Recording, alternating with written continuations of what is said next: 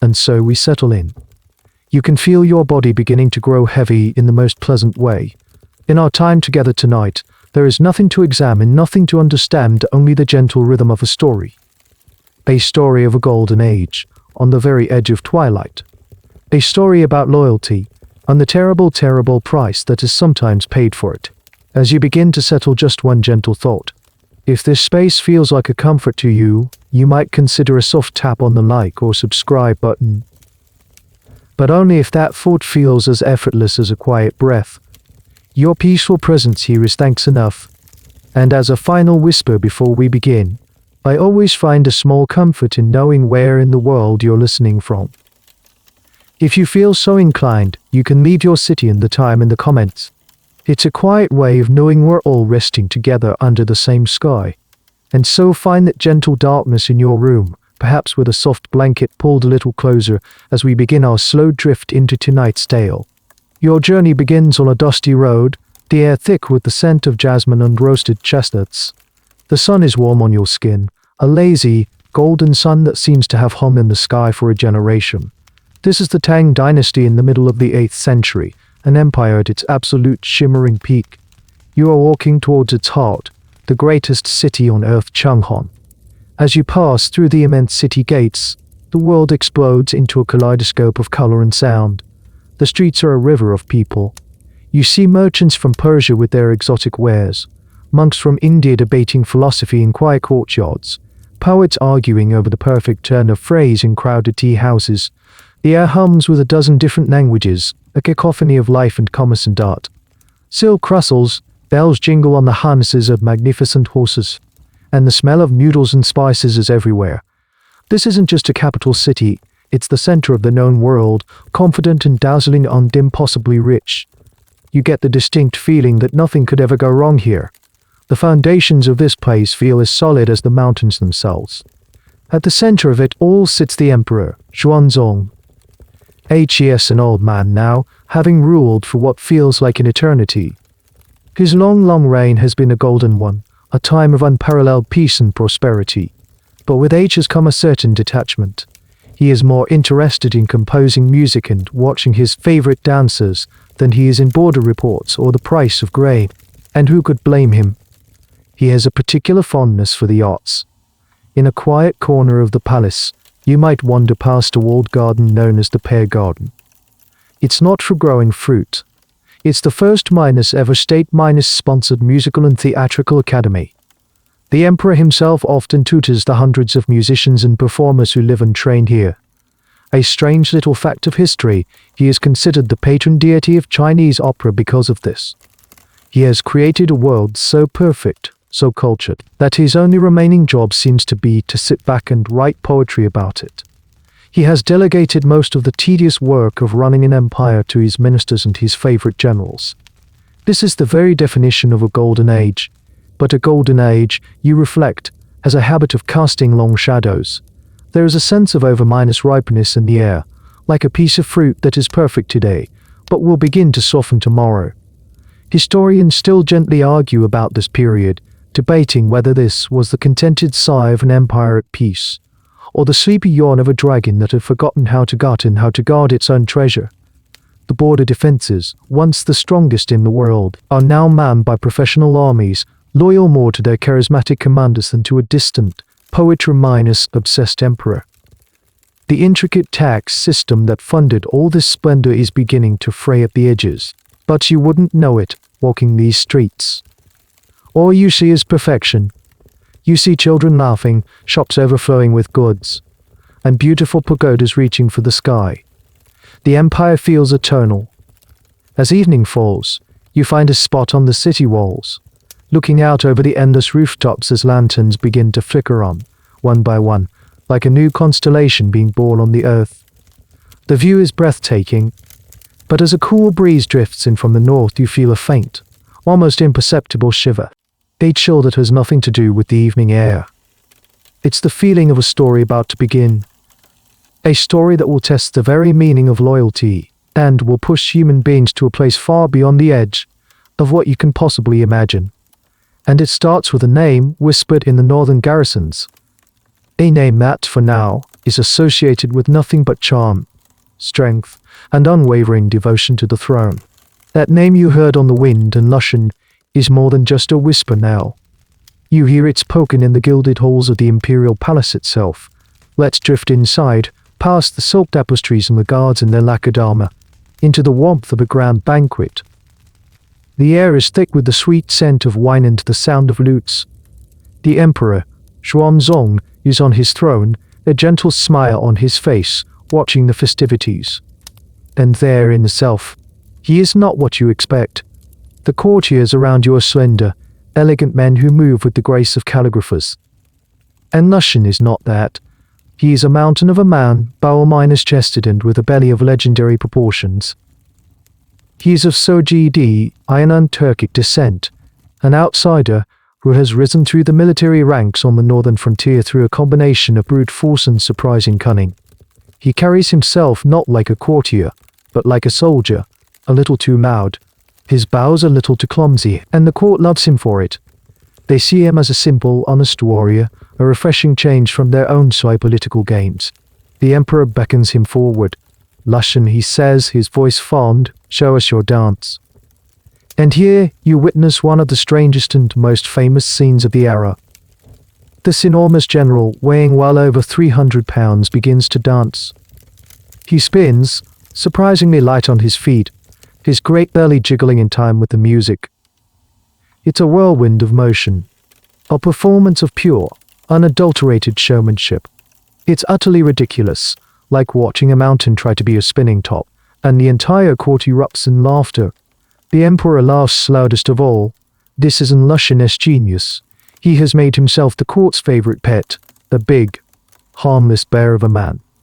His most audacious move, however, involves the emperor's most beloved person, the consort Yang Guifei. She is famously one of the most beautiful women in Chinese history, and the aging emperor is utterly captivated by her. An Lushan, a man in his late 40s, formally asks to be adopted by the consort, who is in her 20s. It's an absurd request, a political masterstroke disguised as a bizarre family arrangement. And it works. He becomes her favorite son, gaining unrestricted access to the inner palace and the emperor's ear. He plays the part perfectly. On one occasion, he enters the court and bows to his new mother before bowing to the emperor. When asked why, he feigns ignorance. We barbarians, he says with a shrug, always greet our mothers before our fathers. The emperor, far from being insulted, is charmed by this display of simple, filial piety. Was it all an act? A long, brilliantly executed plan to lull the empire into a false sense of security, or did the ambition grow later, fed by the power and prestige he was so freely given? Historians still debate this, turning the question over and over. They examined his early career, his letters, his actions, searching for the precise moment when the loyal general became the calculating traitor. The truth is, we may never know. He may not have known himself. What is not up for debate is the power he was accumulating. While he was playing the fool in the capital, he was methodically consolidating his control in the north. The emperor, in his fondness, had made him the military governor of 3 different frontier regions simultaneously. This was unprecedented. It gave one man command of nearly 200,000 soldiers, the largest and most battle-hardened army in the entire empire. An army that was, thanks to years of personal leadership and generous pay, intensely loyal to him and him alone. So you watch him there, at the banquet, accepting another cup of wine from the emperor's own hand. You see the smiling, simple soldier. You see the devoted adopted son. But you also see the man who controls a force capable of shattering this perfect, peaceful world. He is a wolf that has been invited into the throne room, and everyone is admiring his thick coat and friendly demeanor, forgetting that he has teeth. For now, the music plays on, and the golden age continues its gentle, drowsy dream. But in the north, an army waits, and it is listening for a single word from its master. The warmth of that imperial banquet begins to fade, replaced by a biting northern wind that whips across the vast, frozen plains. You are no longer in the perfumed air of Chang'an. You are in Fanyang, near modern-day Beijing, the heart of An Lushan's military command. The sky here is an iron miner's grey lid, and the air smells of coal smoke, leather, and cold steel. The laughter of the court feels a world away. Here, there is only the rhythmic tramp of marching feet, the clang of the blacksmith's hammer, and the low murmur of a massive army waiting for its orders. And then, the word comes. It doesn't arrive as a grand proclamation, but as a carefully crafted message delivered to An Lushan's most trusted commanders. The story he spins is a clever one. He claims that he has received a secret decree from the emperor himself. The mission, to march south and remove the corrupt chancellor, Zhang Xun, the cousin of the beloved consort Yang, who is poisoning the court and leading the empire to ruin. It is a masterclass in political maneuvering. He isn't declaring war on the dragon, he insists. He is simply trying to remove a parasite from its scales.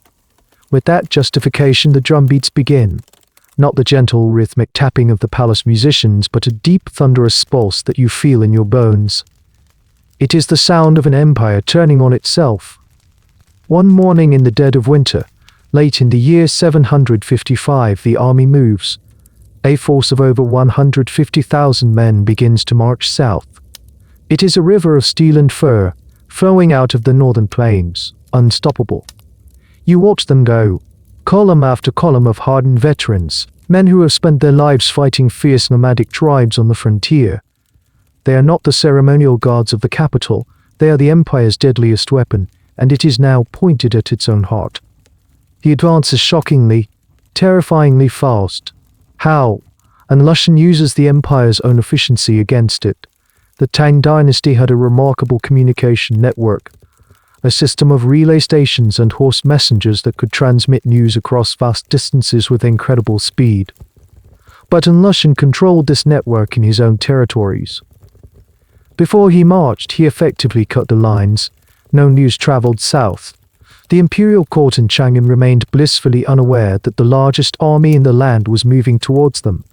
They were deaf and blind, cocooned in their golden dream, while a storm gathered just beyond the horizon. By the time the first credible reports begin to trickle in, carried by terrified local officials who managed to slip through the net, An Lushan's army has already crossed the Yellow River.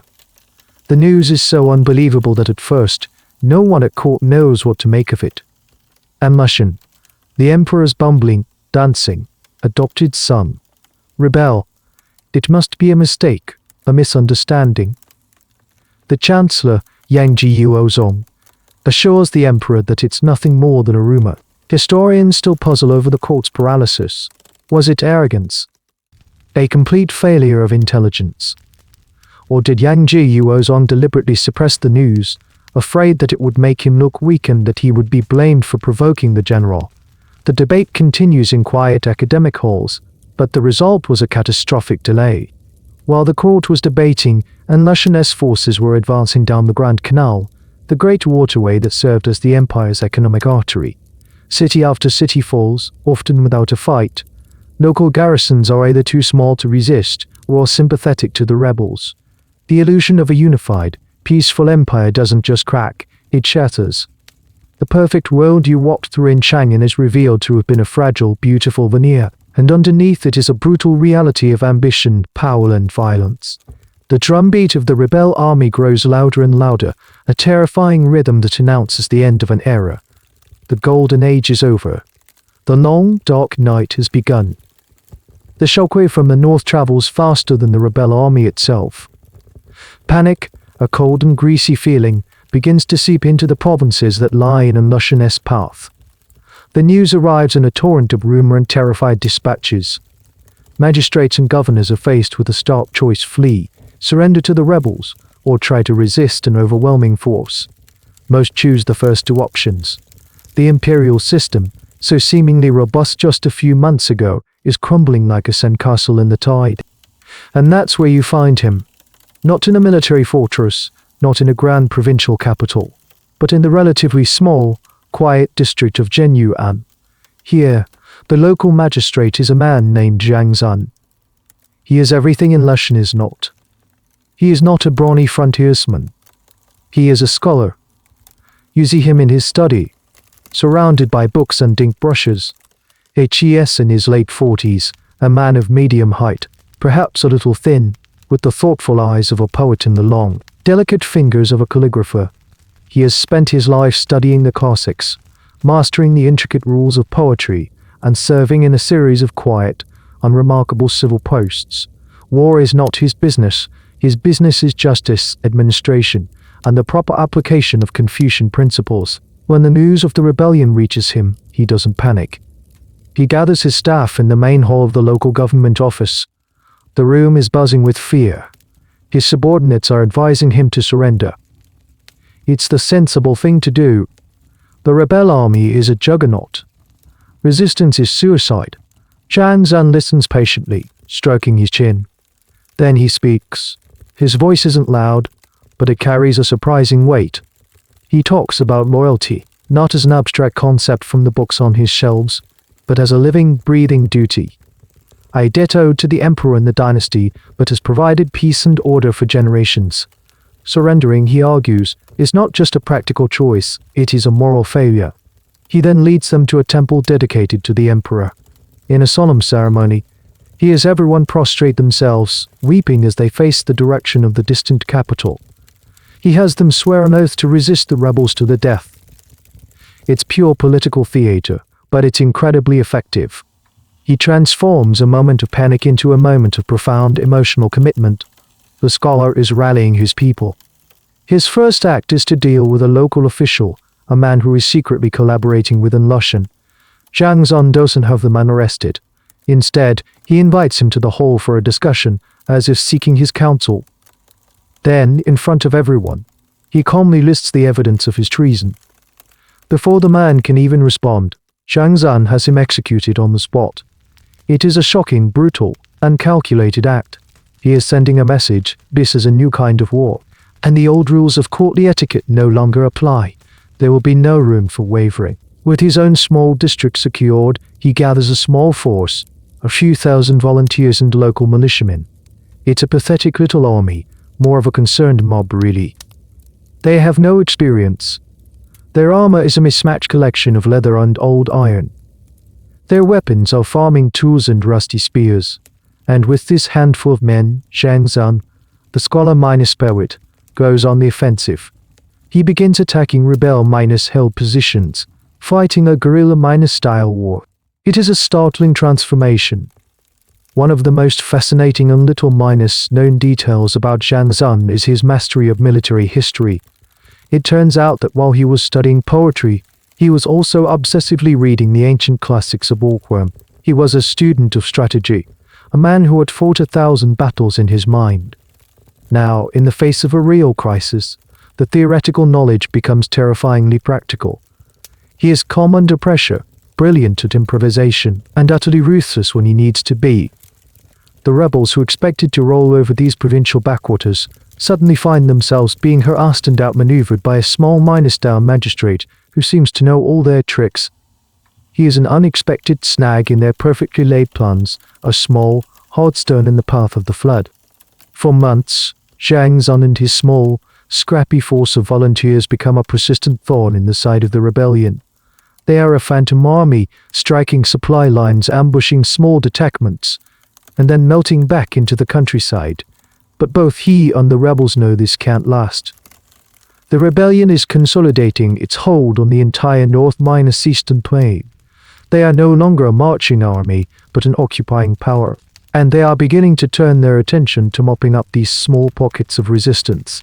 Zhang Xun is forced to fall back.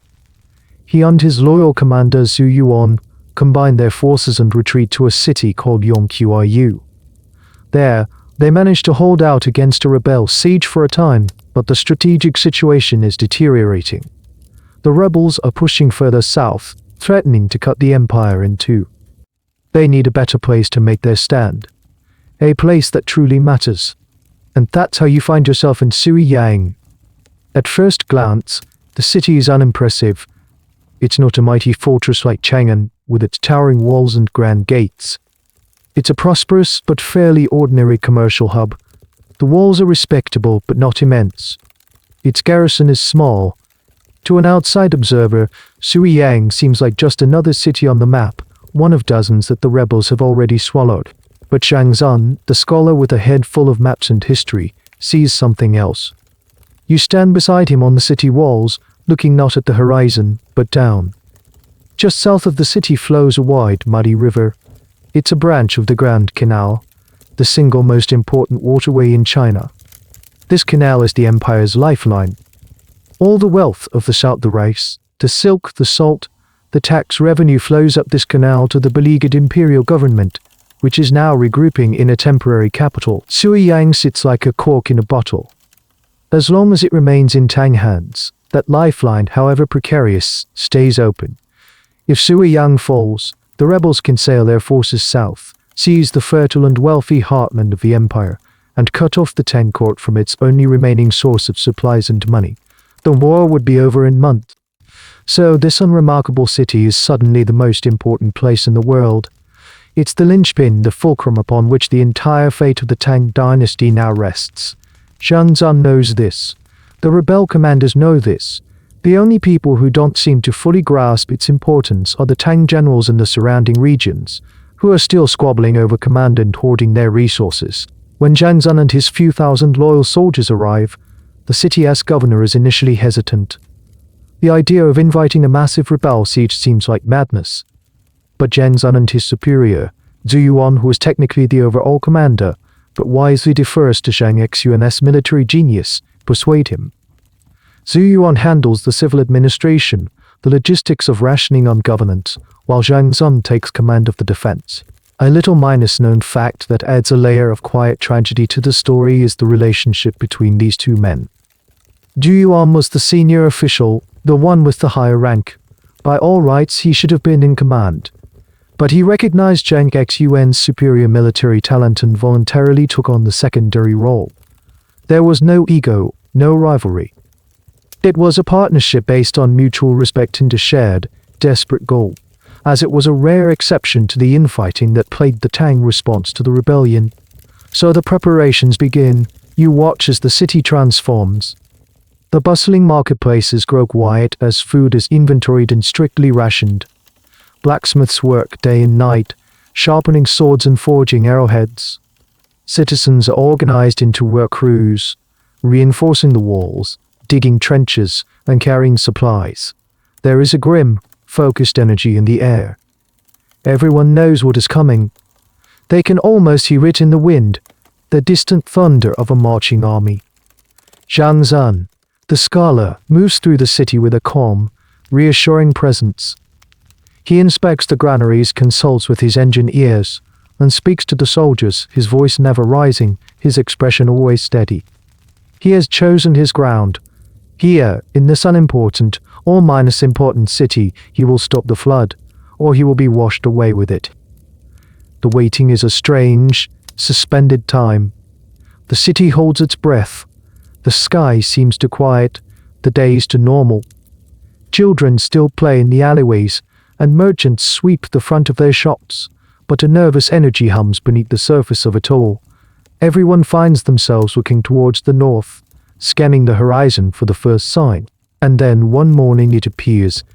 It doesn't start with a sound, but with a subtle change in the landscape. A dark line, thin as a thread, appears on the northern horizon. You watch it from the top of the city wall, standing near Zhang Xun. At first, you think it might be a trick of the light, a low line cloud. But the line grows thicker, darker. It spreads, widening like a stain of ink on paper. Slowly, the sound reaches you. It's a low, guttural rumble, a sound that seems to come from the earth itself. It's the sound of 100,000 marching feet, the creak of 10,000 leather harnesses, the jingle of countless bits of metal. The ground beneath your feet begins to vibrate, a faint but persistent tremor. The sea of soldiers resolves into individual figures. Banners snap in the wind, a forest of them, bearing the colors of the rebel general Yinziki. You see cavalrymen on shaggy northern ponies, their faces weathered and hard. You see infantry, endless squares of them, their spear points glinting dully under the grey sky. They are pulling siege equipment, massive catapults, towering siege ladders, and heavy battering rams that look like monstrous, iron-headed beasts. The army doesn't stop. It flows across the plain, a relentless tide of humanity that seems to have no end. They surround the city, their lines stretching for miles in every direction, cutting off Suiyang from the rest of the world. They make camp just out of bowshot, and the smoke from their thousands of cook fires rises to smudge the sky, blotting out the sun. The air, which once smelled of the river and the fields, now smells of smoke, sweat, and horses. You are now on an island, a tiny speck of Tang loyalty in a vast ocean of rebellion. Looking down from the walls, the sheer numbers are dizzying, almost physically nauseating.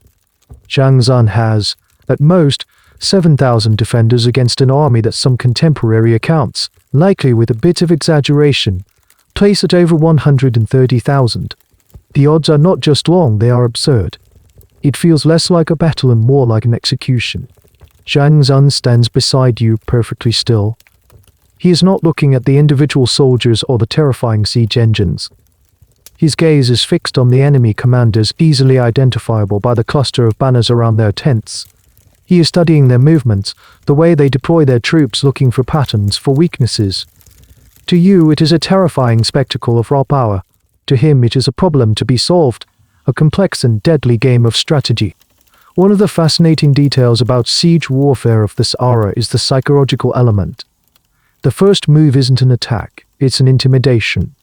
The rebel army spends the first day simply making its presence felt. They parade their cavalry back and forth. Their drummers beat out a relentless, intimidating rhythm from dawn until dusk. Heralds ride up to the gates, their voices amplified by horns, demanding surrender and promising a swift, painless death for the commanders if the city gives up peacefully. It is all designed to break the spirit of the defenders before the first stone is ever thrown. But on the walls of Suiyang, there is no panic. There is a quiet, grim resolve. Zhang Xun has prepared his men well. They look to their scholar-general, and they see not fear, but a calm, focused intensity. The sun begins to set, casting long, menacing shadows from the siege towers. The enemy campfires twinkle to life, an entire city of lights that has sprung up to strangle your own. The night is filled with the low hum of the enemy host, a constant reminder of the crushing weight that surrounds you. Sleep will not come easily tonight. The siege has begun. Dawn breaks not with birdsong, but with the sound of 1,000 drums. It's a low, throbbing beat that seems to synchronize with your own anxious pulse. From your vantage point on the wall, you watch as the rebel army begins to stir. Vast formations of soldiers move into position, a terrifying display of disciplined power. The psychological games are over. The physical assault is about to begin. With a roar that rolls across the plain like thunder, they come. The first wave is a flood of infantry, their shields locked together, a moving wall of wood and iron. They surge towards the city, a human tide meant to wash over the defenses through sheer, overwhelming force. Behind them, the siege engines begin to move. Great wooden towers, pushed by dozens of men, creak and groan as they roll across the flat ground. Catapults, like giant clumsy birds, begin to swing their arms, flinging heavy stones that arc high into the air. You instinctively duck as the first stones hit the parapet, showering the wall with chips of rock and a cloud of dust. The sound is a series of deafening cracks. Like the world's largest whip, the air fills with a whistling sound, a high, thin scream that seems to come from everywhere at once. It's the sound of thousands of arrows being fired in unison, a dark cloud that momentarily blots out the morning sun before raining down on the city. Most clatter harmlessly against the stone and rooftops, but some find their mark, and the first cries of pain echo along the wall.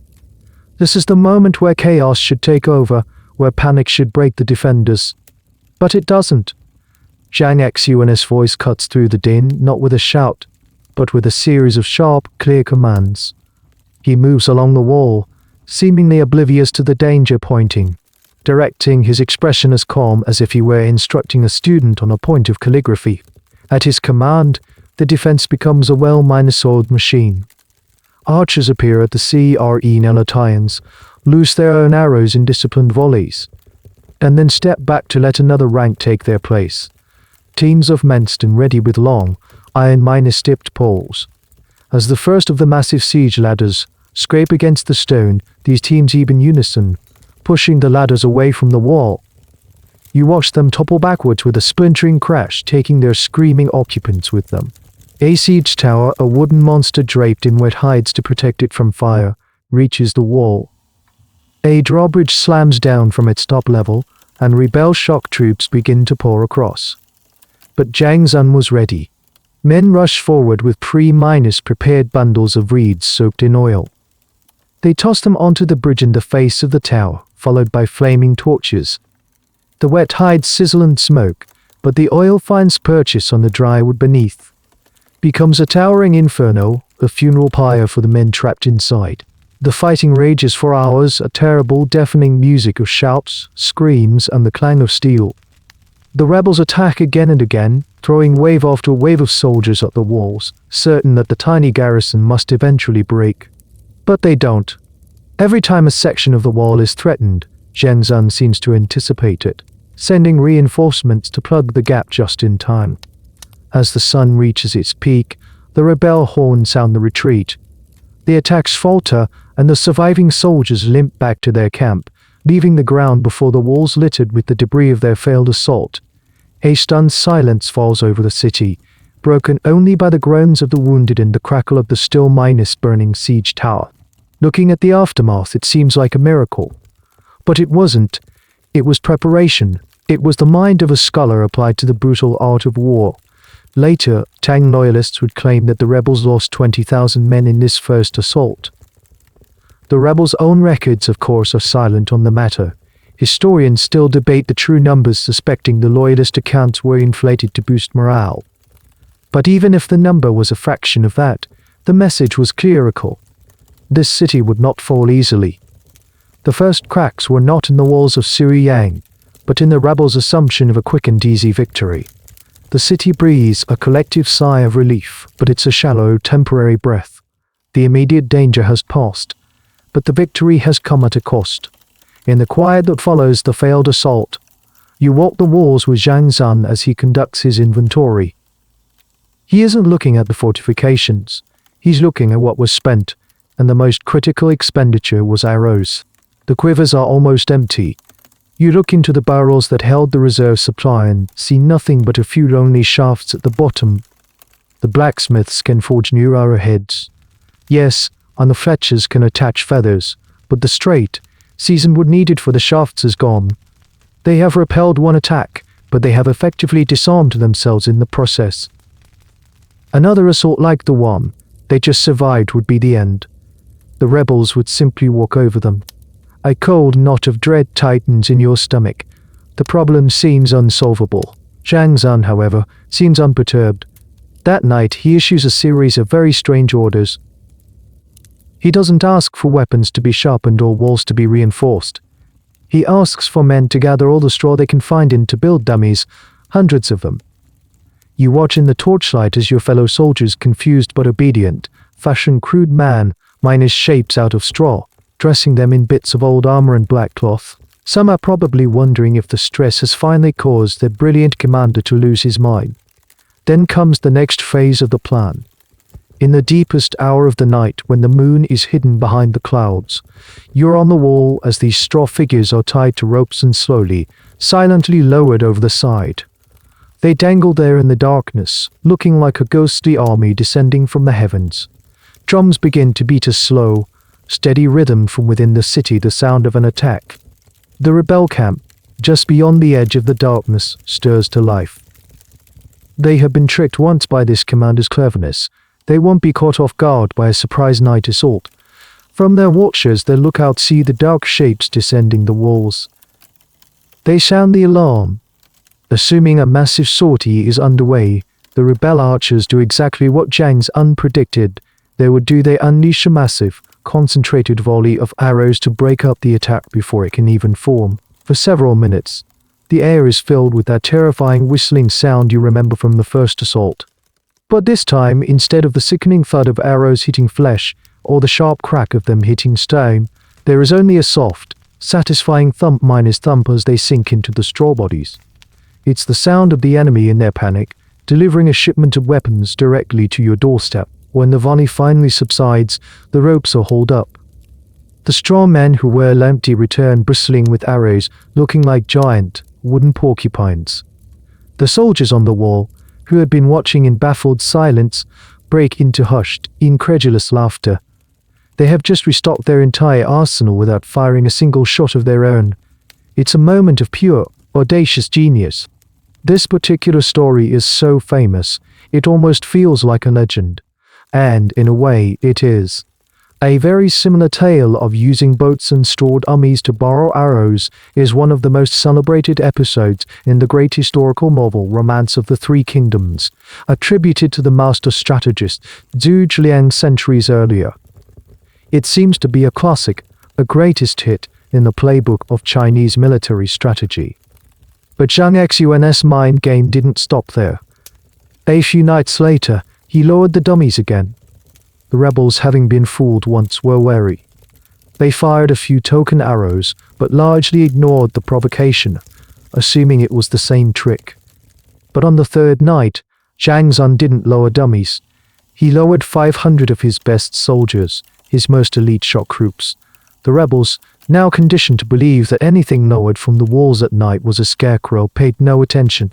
The Tang soldiers landed silently, formed up, and launched a devastating surprise raid on the sleeping rebel camp, causing chaos and setting fire to tents before withdrawing safely back into the city.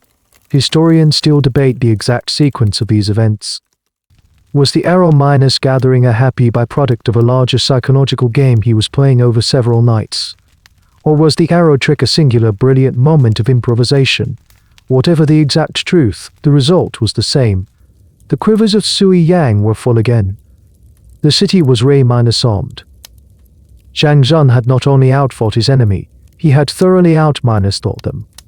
A new and far more insidious enemy begins to make its presence felt not outside the walls, but inside every single stomach hunger.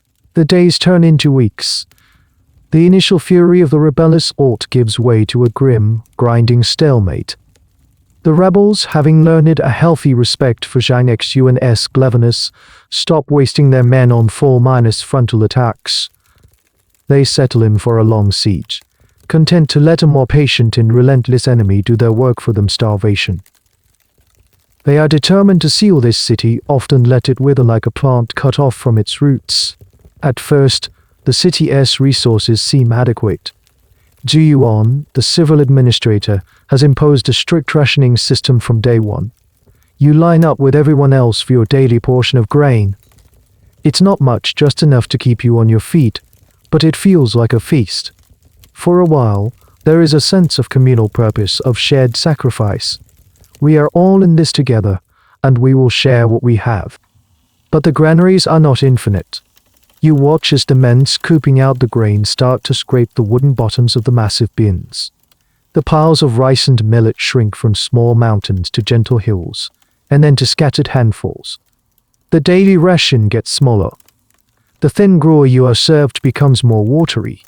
The gnawing emptiness in your belly becomes a constant companion, a dull ache that never truly goes away. The first things to go are the animals. The war horses, which were so crucial for cavalry charges and messenger duties, are the first to be sacrificed. They are led one by one to the butchers. It feels like a betrayal. These are not just livestock, they are partners in war, magnificent creatures that are served bravely. But necessity is a harsh master.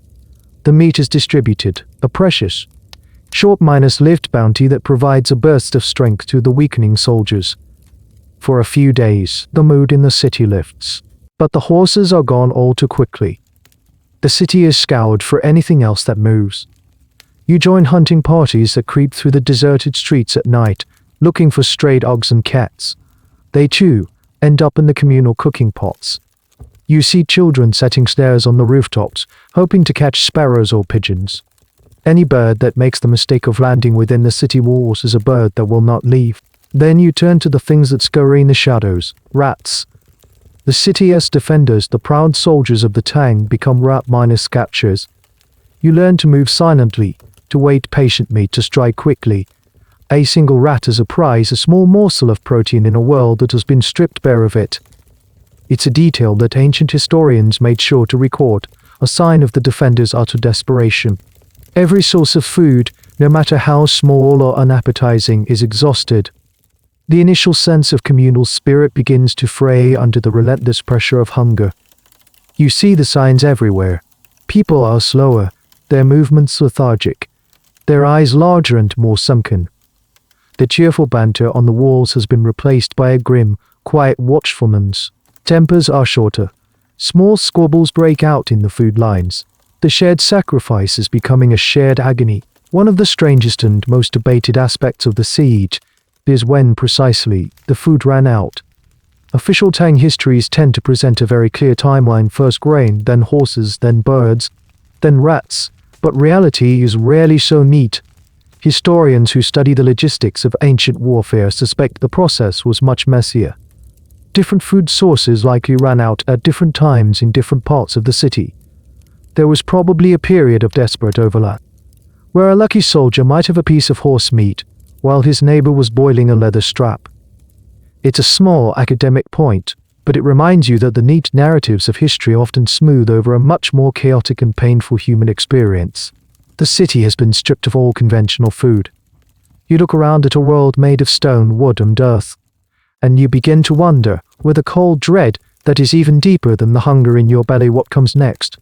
What do you eat when there is absolutely nothing left to eat? The hunger is no longer just an ache, it's a physical presence, a cold creature coiling in your gut. It clouds your thoughts, making it hard to focus on anything other than the hollow, grinding emptiness. Your body has begun to consume itself.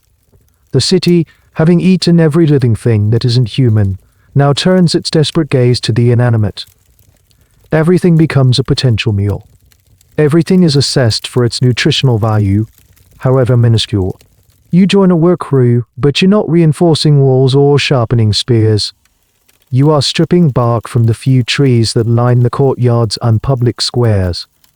The bark is tough and fibrous, smelling of sap and earth.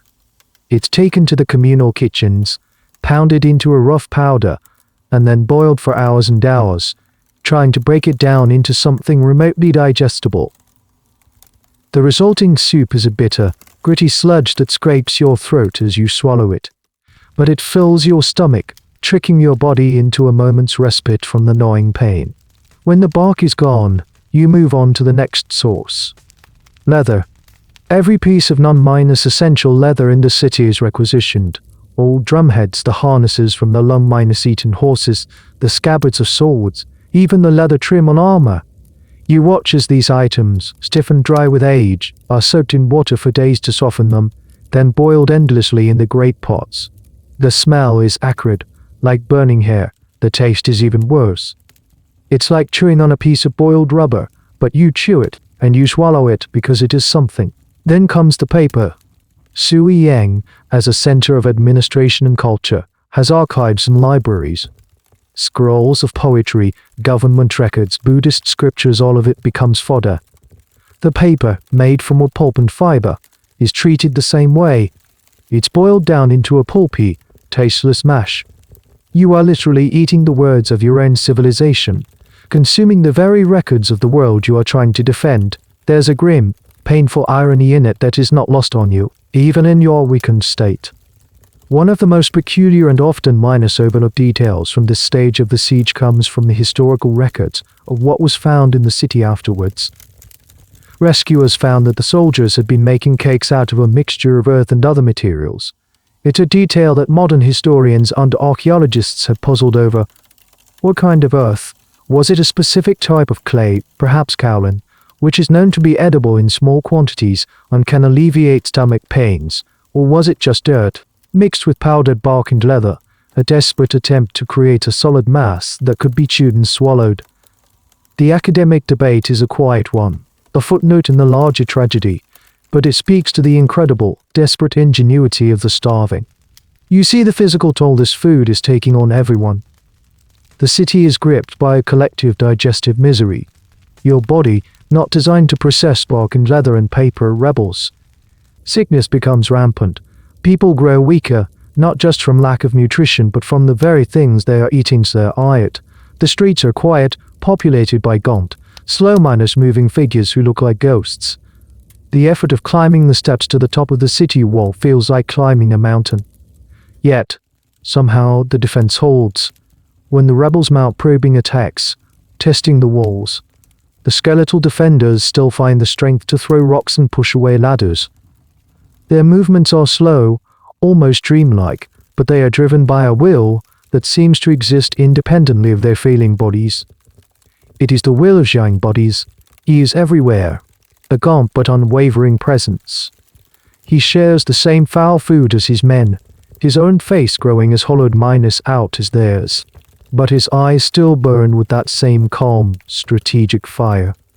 He knows that the city cannot hold forever on a diet of paper soup and leather stew. He knows he needs help.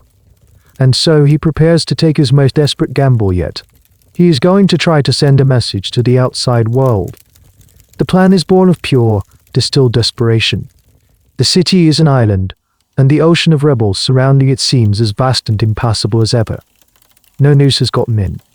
For all you know, the rest of the Tang Empire has already fallen and you are the last ones left.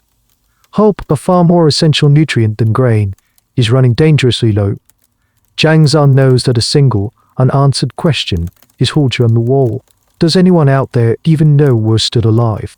He needs a messenger, but a warrior. Someone with the skill, the courage, and the sheer, bloody-minded determination to punch a hole through 100,000 enemy soldiers. The choice falls on a man named An Lushan.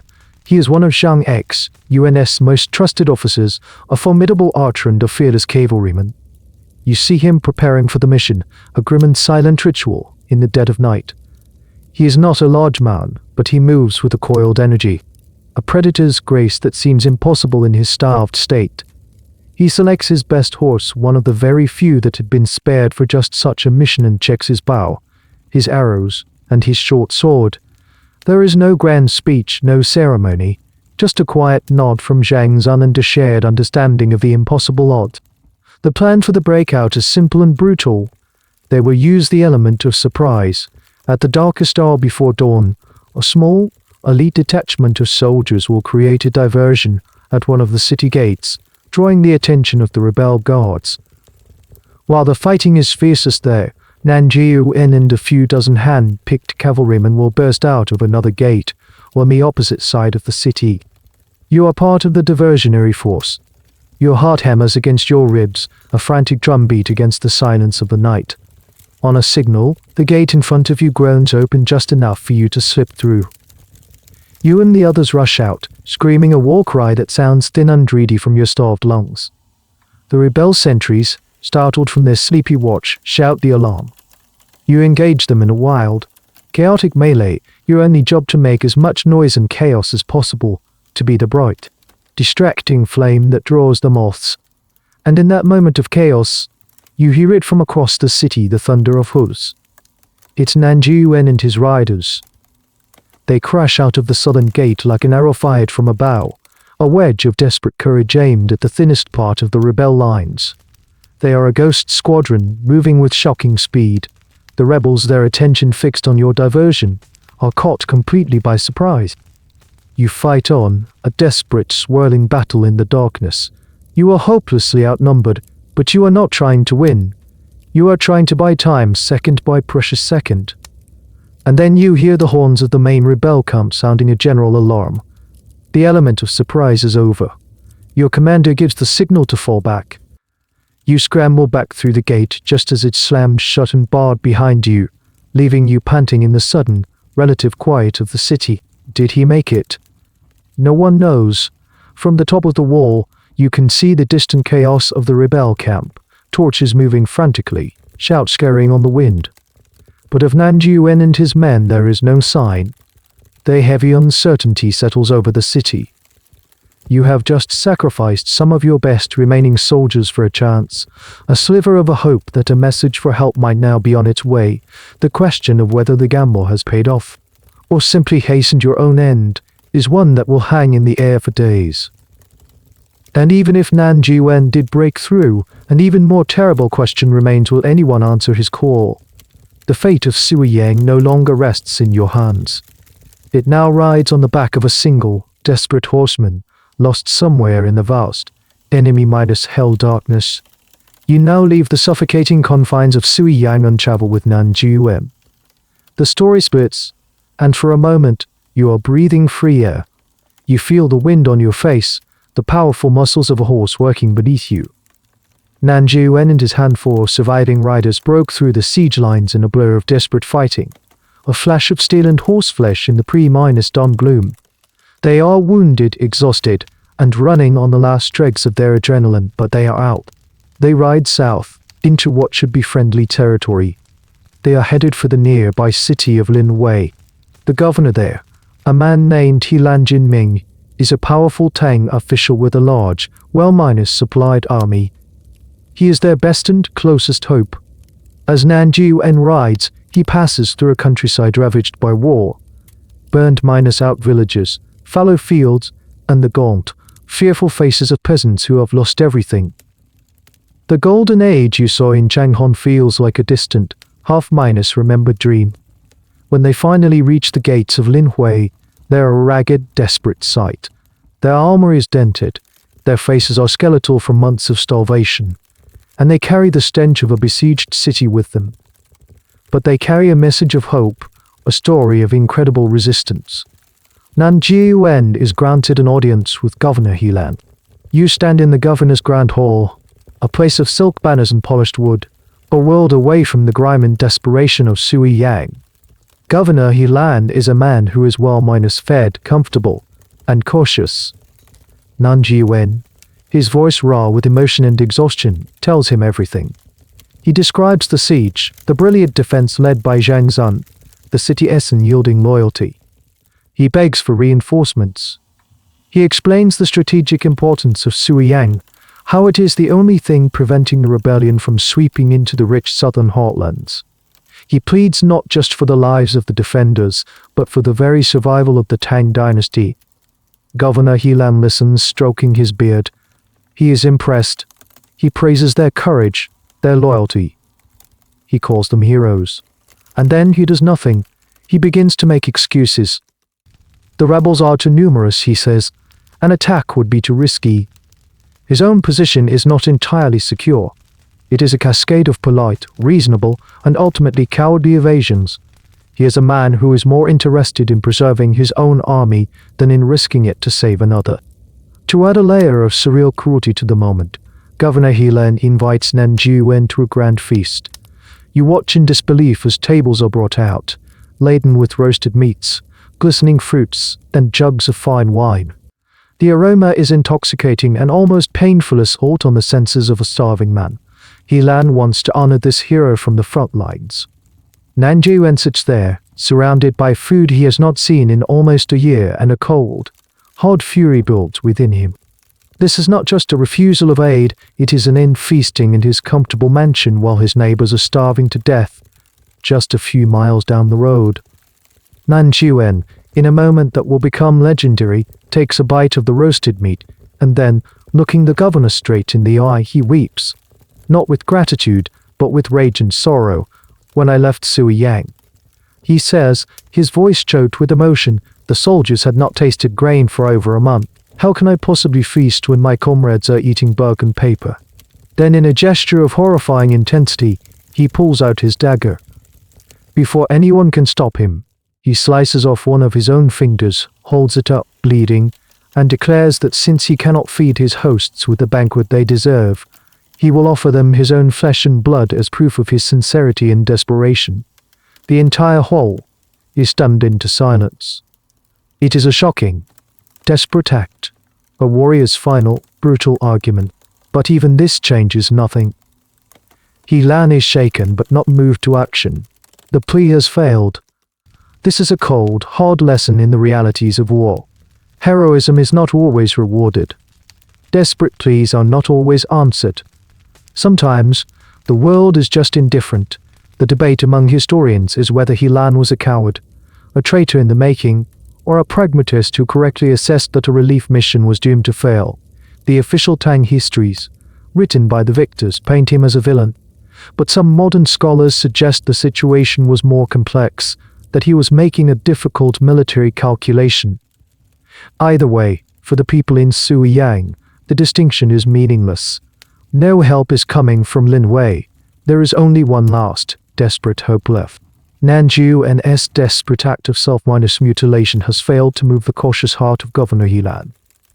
Lin Hui is a dead end, but there is one other Tang army in the region, a force commanded by a general named Su Shuzhang at Ningling. Leaving the unit and feast and the shocked governor behind, Nanjuan, nursing his bleeding hand, rides on. His meeting with Su Shuzhang is less dramatic, but just as fruitless. This general, too, offers praise and sympathy in abundance, but soldiers and supplies in none. He has his own orders, his own section of the front to worry about. Suiyang is someone else's problem. The imperial command structure, which should have been a unified chain, has fractured into a collection of independent commands, each governor and general hoarding their resources, waiting to see which way the political winds will blow. Nanjuan is now faced with a terrible choice. He has failed. He could ride on deeper into Tang territory and save himself. No one would blame him. He has done more than could be expected of any man. But the thought of the men, women, and children waiting for him back in Suiyang, their faces pressed against the city walls, scanning the horizon for the dust of a relief army, is a thought he cannot bear. He made a promise. He manages to gather a small force, just a few thousand men, from a sympathetic local commander who is moved by his plea. It's a pittance, a drop in the ocean against the massive rebel army, but it is something. And so he turns his horse around and begins the journey back to the city he fought so hard to escape. He is riding back into a tomb. The return journey is a running battle. The rebels, now fully aware of his movements, set up ambushes. Nanjuan and his small relief force have to fight for every mile. They are harried, attacked, and whittled down day after day. It is a desperate, heroic, and ultimately doomed ride. Back in Suiyang, the days since Nanjuan's departure have been a slow, agonizing crawl into despair. The last of the bark and paper has been consumed. The city is silent, a place of ghosts. Hope, which had flickered to life with his mission, is now all but extinguished. And then, one afternoon, a lookout on the wall gives a weak, croaking cry. A cloud of dust on the horizon. Banners. But they are not the banners of a grand imperial relief army. It is a small, battered minus-looking force fighting its way through the rebel lines, a tiny ship battling a hurricane. It's Nanjuan. You are on the wall as he approaches. The city gates are thrown open, and a sortie of the strongest remaining defenders' skeletal figures, who can barely lift their own spears, rush out to help him break through the final ring of the siege. You watch as Nanjuan, at the head of his men, charges the last few hundred yards. He is a whirlwind of motion, his bow a blur, tearing a path. The rebels, stunned by the sheer audacity of an army trying to fight its way into a besieged city, fall back for a moment. He makes it. He and a fraction of the men he set out will stumble through the gates, which are immediately sealed behind them. Nanjuan, covered in dust and blood, his face a mask of grief and exhaustion, dismounts. He has brought only a few hundred fresh soldiers with him, and he has brought the terrible news no one else is coming. This is a moment that historians still struggle to comprehend. Why return? Why lead more men into a hopeless situation? Was it a profound sense of honor, a refusal to abandon his comrades? Or was it a kind of strategic suicide, a belief that it was better to die fighting with his friends than to live with the shame of their abandonment? There is no clear answer, only the stark, incredible fact of his return. He stands before Zhang Xun, in the middle of the city square, surrounded by the silent, starving survivors. He has failed in his mission to bring help, but he has succeeded in returning. He has brought them the truth, as bitter as it is. There will be no rescue. They are alone. The brief flicker of hope is gone, replaced by the cold, hard certainty of their fate. They have been abandoned by the Empire they have sacrificed everything to defend. And now, the final, most terrible chapter of their ordeal is about to begin. The news that Nanjuan brings settles over the city like a funeral shroud. The last ember of hope has been snuffed out. There is no relief army coming. The world has forgotten them. They are completely, utterly alone, trapped on their island of loyalty as the final tide rises. The city has been stripped bare. Every animal, every plant, every scrap of leather and paper has been consumed. The only thing left is a silence broken by the low groans of the sick and the dying. The hunger is now a living entity, a predator stalking the quiet streets. In this final, desperate moment, you are summoned with the other officers to a meeting in Zhang Xun's command post. The room is dark, lit by a single, sputtering oil lamp. The faces around you are like skulls, gaunt and hollow, minus-eyed, shadows of the strong men they once were. Zhang Xun stands before you. He, too, is emaciated, his scholar's robes hanging loosely on his skeletal frame. But his eyes, sunk deep in their sockets, still hold a chilling, unwavering fire. He does not speak of surrender. The word does not seem to be in his vocabulary. He speaks of loyalty. He reminds you of your oath, of the strategic importance of this city. Every day they hold out, he explains in a voice that is raspy but steady, is another day the Tang Dynasty has to regroup. Their suffering has a purpose. It is buying time for the empire, time paid for in their own agony. If they surrender now, all of it, the battles, the starvation, the sacrifice, will have been for nothing. Then he addresses the final, unspoken horror that has been lingering in the back of every mind. There is still one source of food left within the walls of Suiyang, the living. You look around at the faces of your comrades. There is no outrage. There is only a numb, exhausted acceptance. They have been pushed so far beyond the boundaries of normal human experience that the ultimate taboo now seems like a grim, logical necessity. The line that separates civilization from utter barbarism, a line that had seemed so clear and absolute, has become blurred, indistinct, and now it is about to be gently, deliberately crossed. The historical accounts are chillingly precise about how it began. They started with the bodies of those who had already fallen, the soldiers killed in battle and the civilians who had succumbed to sickness and starvation. It was a pragmatic decision, a way to honor the dead by using their physical forms to keep the living defenders alive. But there were not enough dead to feed the starving thousands. So, the next step was taken. The decision was made to consume the non-minus combatants. The logic, as cold and sharp as a surgeon's scalpel, was that the soldiers were the only thing keeping the city from falling. To keep the soldiers fighting, they needed to be fed. Therefore, those who could not fight would become the sustenance for those who could. It was not an act of madness or frenzy. It was a calculated, strategic decision. It was weaponized cannibalism, a military tactic born of the deepest desperation. Historians still argue about the exact mechanics of this decision. Was it a formal order from Zhang Xun? Or was it a collective, unspoken agreement that simply began to happen, endorsed by the leadership as a necessary evil? The official histories, written to preserve Zhang Xun's heroic image, are somewhat vague on this point, preferring to focus on his unyielding loyalty rather than the grim details of his methods. It remains a point of quiet, uncomfortable debate in academic circles. You are in a world turned upside down. The fundamental rules of society, the most sacred bonds between people, have been dissolved by hunger. Your neighbor is no longer just your neighbor. They are a potential source of food. The children playing weakly in the streets, the old women huddling in the doorways, they are now part of the city's strategic reserves.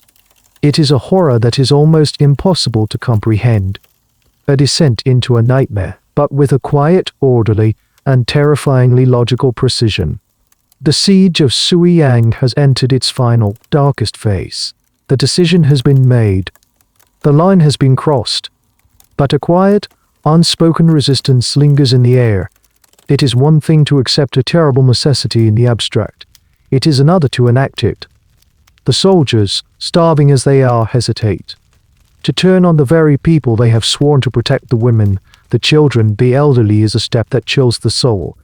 Even a soul hardened by months of siege and starvation. They need a catalyst. They need permission, given in the most undeniable way possible. Zhang Xun understands this. He knows that he must not only command this final, terrible phase of the defense, he must lead it by example.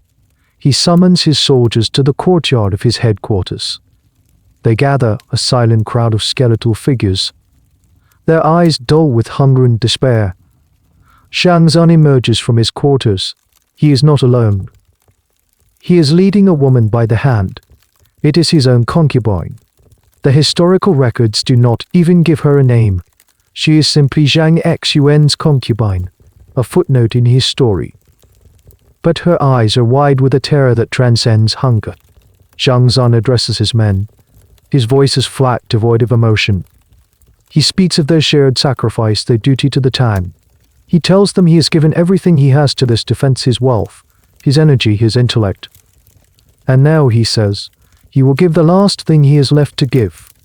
He tells them that they cannot be expected to eat the people of the city if their commander is not willing to make a personal sacrifice. Then, in front of the assembled troops, he kills her. The chronicles are stark and unadorned. They offer no details of the method, no description of the soldiers' reactions.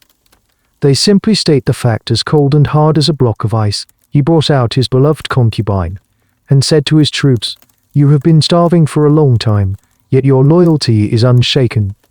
Since I cannot cut my own flesh to feed you, how can I spare this woman and let you starve?" The soldiers wept, but could not reply. Zhang Xun then killed her to feed the soldiers. This single act is the most controversial and horrifying moment of the entire siege, the point at which Zhang Xun's legacy as a hero becomes irrevocably entangled with his actions as a monster. You stand there in the crowd, watching this scene unfold, and the world seems to tilt on its axis. The weeping of the soldiers is a sound you will never forget. Is it grief for the woman? Is it horror at what their general has done? Or is it a terrible, cathartic release, the breaking of the final dam of inhibition? Perhaps it is all of these things at once. Historians have debated this moment for over 1,000 years. Was it a calculated act of political theater, a brutal but necessary move to steel the resolve of his men?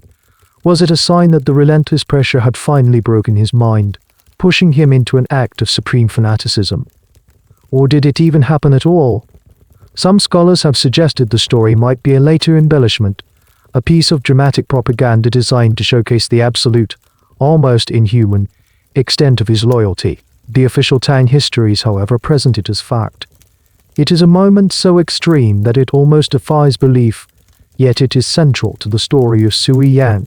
With this single, terrible sacrifice, Zhang Xun shatters the final taboo. He has sanctified the act of cannibalism with the blood of his own household. He has taken the burden of the sin upon himself. There is no more hesitation. There is no more hesitation. There is no more doubt. He has shown them the way. The machine that will be fed by the people of the city has now been switched on, and its architect has just made the first, a most personal, contribution. The commander's terrible sacrifice has broken the spell of hesitation. The unspeakable has now been authorized, sanctified by the highest authority in the city. What follows is not chaos or a frenzied descent into madness. It is something far more chilling, the implementation of a system. The scholar-general, who applied his methodical mind to military strategy and arrow-gathering, now applies that same dispassionate logic to the systematic consumption of his city's population. You are a witness to this new, horrific reality. A new kind of census is taken, a grim accounting of the city's remaining human resources. The population is divided into categories. The first to be taken are the women. The logic, as recorded by the Stoic historians of the time, is that they are not soldiers. They cannot fight on the walls.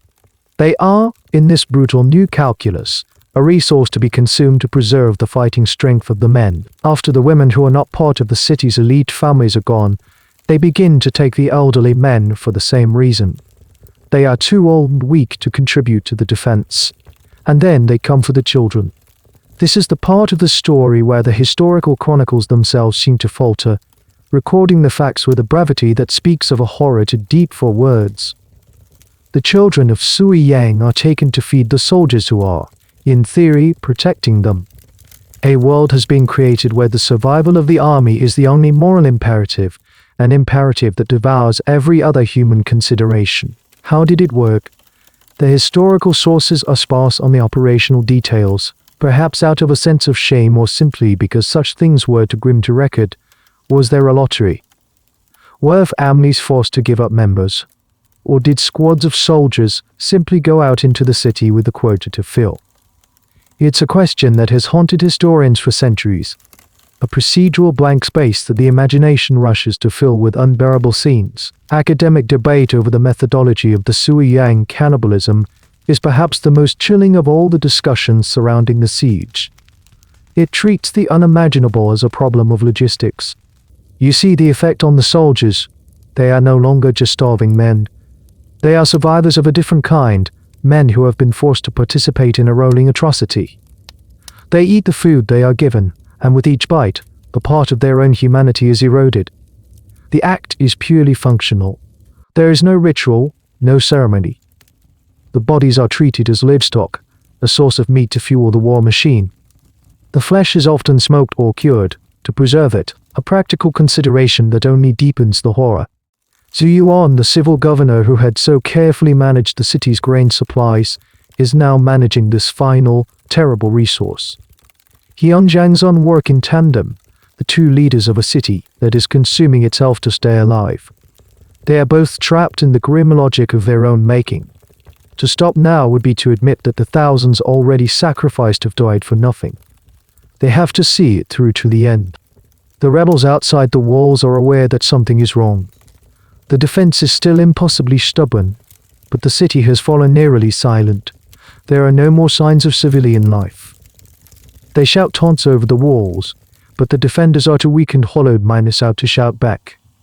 They just stand there, like silent statues, occasionally finding the strength to push a ladder or drop a rock. The rebel general Yin Ziki is baffled. He knows they have been without food for months. How are they still alive? He cannot comprehend the truth. The answer is too monstrous. The city of Suiyang is no longer just a fortress. It has become a self-contained, self-devouring ecosystem of death. The estimated number of people consumed during this period is a matter of historical record and debate, but the most commonly cited figures range from 20 to 30,000. It's a number so large it loses meaning, becoming a sterile statistic that papers over an ocean of individual suffering. The city is no longer a city. It is a waiting room between life and death.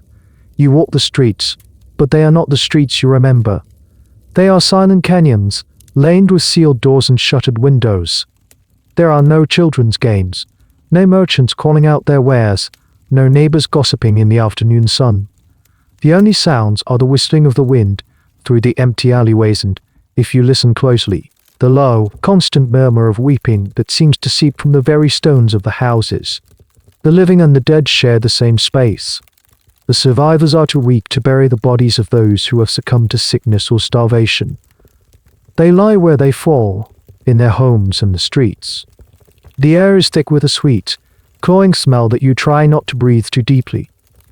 Everyone has the same look and their eyes are distant, hollowed minus-out stare that seems to be looking past you, at something no one else can see. It's the look of people who have witnessed the end of the world. Your world has shrunk to the size of your own body, to the gnawing emptiness in your stomach and the lead in your limbs. Time loses its meaning. There is only the slow transition from a grey, hopeless day to a black, terrifying night. You sleep, but you don't rest. Your dreams are haunted by faces you can no longer name and by the constant, grinding ache of hunger. Life on the walls has become a strange, mechanical ritual. You are part of a skeleton crew of defenders, gaunt figures who move with a painful slowness. You no longer have the strength for grand battles or clever stratagems. The defense has been reduced to its most elemental form. When the rebels mount a probing attack, you don't even use a bow. You haven't the strength to draw it. You simply stand at the parapet and push rocks over the edge, using gravity as your only weapon. Passive resistance. Your only duty is to remain standing, to occupy a space on the wall, to be a ghost that still, somehow, refuses to be exorcised. One of the most haunting and surreal details passed down by survivors is the sound of music. Zhang Xun, in a move that seems to border on madness or genius, would sometimes order the city's few remaining military drummers and musicians to play at night. The sound of a lone flute or the steady, defiant beat of a drum would echo through the silent, corpse-strewn streets and drift out over the rebel camp. To the rebels, it was a chilling, inexplicable sound. It suggested a strength and a morale that simply should not have existed. To the people within the walls, what did it sound like?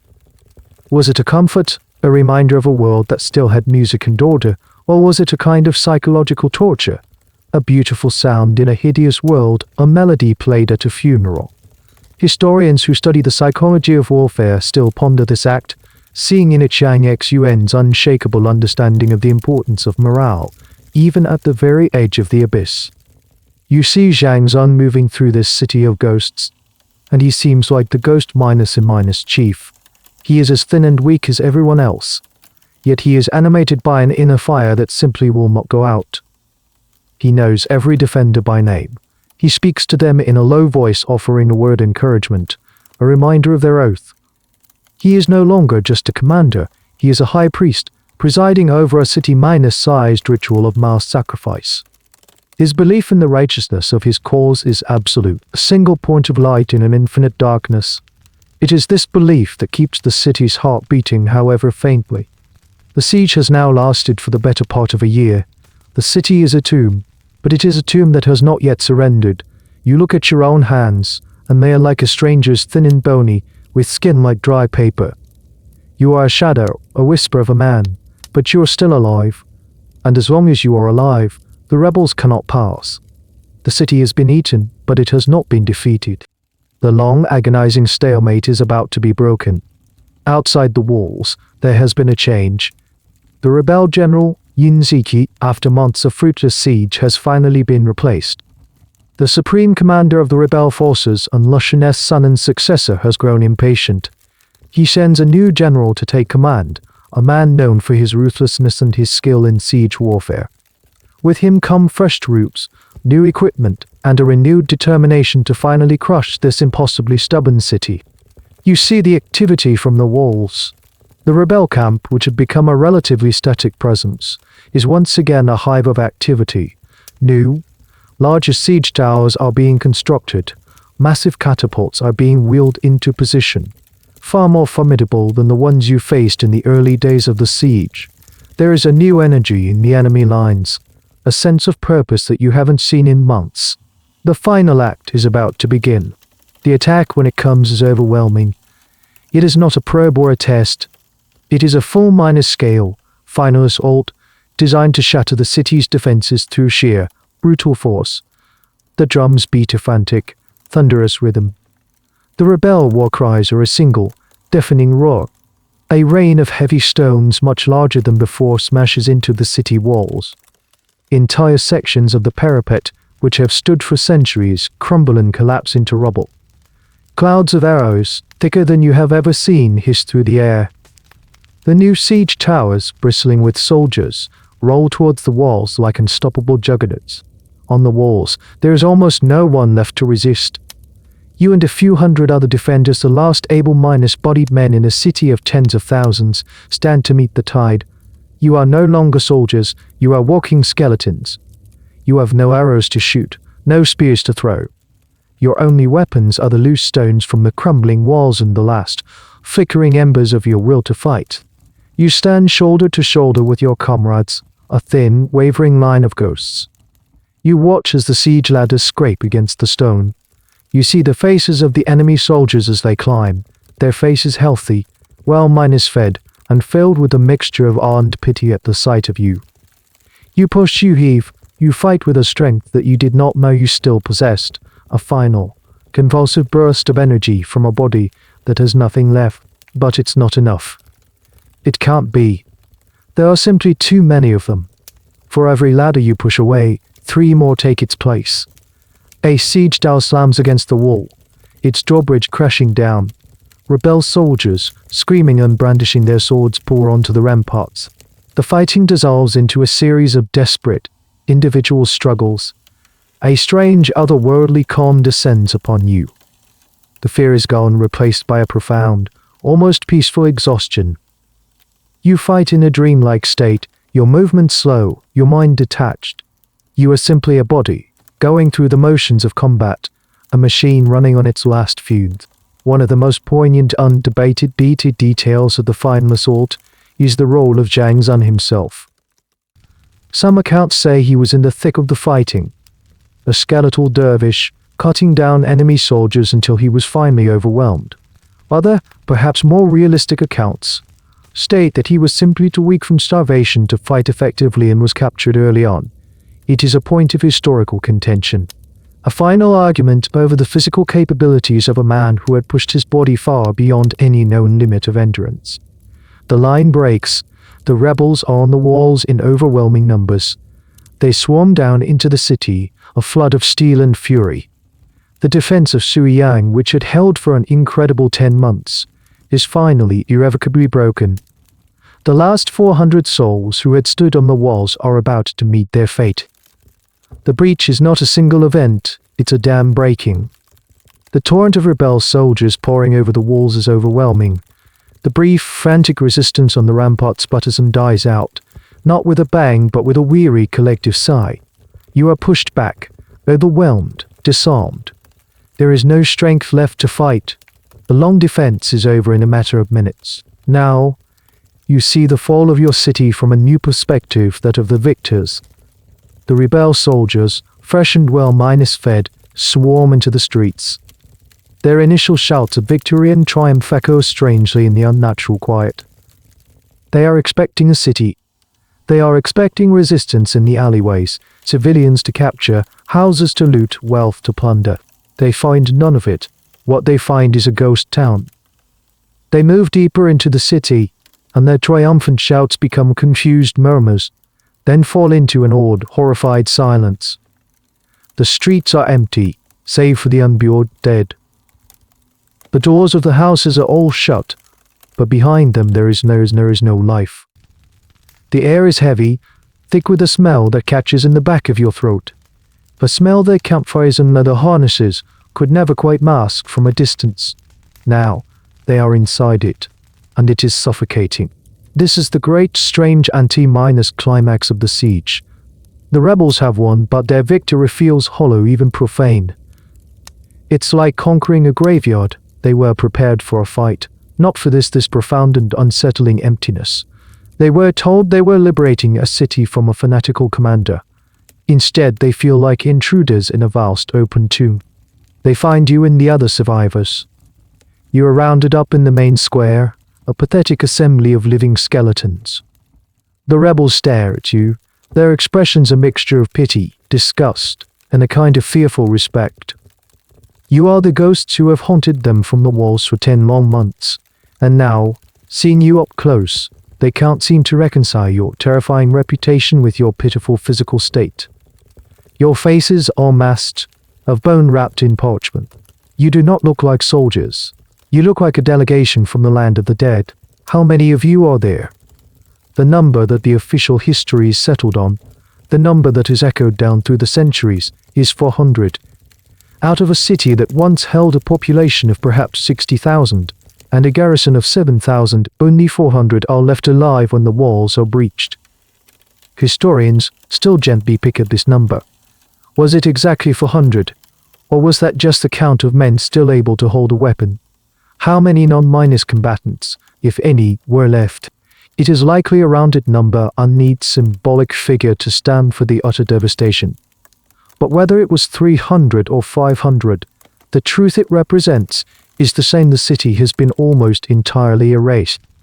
The main objective of the rebel commanders is not to count the survivors, it is to find the leaders. They search the city for Zhang Xun, Zhu Yuan, and Nan Juwen. There is no dramatic last stand. They are found easily. They are too weak to fight, too exhausted to flee. They are simply sitting in their headquarters waiting. You watch as your commander, the scholar who became a general, the man who held an army at bay with his intellect and his terrifying will, is led in chains across the square. He is a scarecrow of a man, yet he holds his head high. His eyes are clear, and as he looks over the faces of his captors, there is no fear. There is only a quiet, unshakable certainty. The physical battle for Suiyang is over, but the battle for its meaning, for the legacy of the man who orchestrated its defense, is about to be settled in a quiet, final confrontation. You are a captive in your own city. You and the other survivors are herded into a corner of the main square, forced to watch as the final act of the tragedy unfolds. The rebel general, the new commander who finally broke the city's defenses, has had a platform erected. It's not a grand stage, just a hastily built wooden platform. He sits there, surrounded by his elite guards, the victor presiding over his grim prize. Zhang Xun is brought before him. He is in chains, but he does not walk like a prisoner. He moves with a slow, deliberate dignity, his back straight, his gaze steady. He looks at the rebel general not with defiance, but with a kind of academic curiosity, as if he is observing a specimen. The general begins the interrogation. He does not yell or threaten. He is genuinely perplexed. He wants to understand. "I have heard," he says, "that every time you fought, your eyes would crack open so wide they would bleed, and you would chew your own teeth to splinters. Why do you defend this failed dynasty with such extremity?" Zhang Xun's reply is quiet, but every person in the silent square can hear it. He speaks of loyalty, of duty to the rightful emperor. He speaks as a scholar, a civil servant of the Tang. He is not trying to win an argument. He is simply stating a fact, as obvious to him as the rising of the sun. There is a moment of pure, surreal theater as Zhang Xun, the captured loyalist, begins to lecture the victorious rebel general on the principles of good governance and the moral imperative of loyalty. The general, frustrated by this unyielding calm, tries a different approach. He offers Zhang Xun a position in the rebel government. He praises his military genius, his incredible tenacity. "A man like him," he says, "would be a great asset to their new dynasty." He is offering him a way out. He is offering him his life, wealth, and power. All he has to do is renounce his allegiance to the Tang. Zhang Xun simply smiles a faint, weary smile. He refuses. He does not even consider the offer. His loyalty is not a coat that can be taken off and put on at will. It is the very core of his being. Enraged by this final refusal, the general orders his men to try to force Zhang Xun's mouth open with a sword, to see if his teeth are indeed ground down to stumps as the rumors claimed. Even in this moment of ultimate humiliation, Zhang Xun does not flinch. Finally, the rebel general gives the order for the executions. Zhang Xun is to be killed, along with his key lieutenants, including the heroic Nan Xun and some 30-odd other officers. You watch as they are led, one by one, to the executioner. Nan Xun is the first. He faces his death without a word, his expression as calm and resolute as his commander's. When it is Zhang Xun's turn, he walks to the designated spot and kneels, facing north towards the direction of the old Tang capital Chenghan. He does not beg. He does not weep.